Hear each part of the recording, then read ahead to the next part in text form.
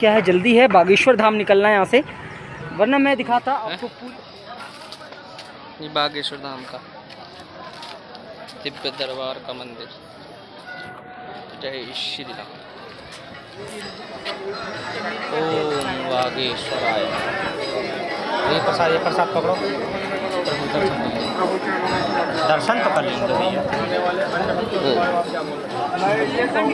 हमेशा ही वीरों की भूमि माना गया है और हमारे यहाँ इस समय त्योहारों की धूम है और त्योहार चल रहे हैं दीपावली। और फिर देश की भांति सिर्फ हमारे यहाँ दीपावली में दिए जलाकर एक दिन का नहीं, बल्कि दीपावली के बाद भी त्योहारों की धूम लगातार रहती है।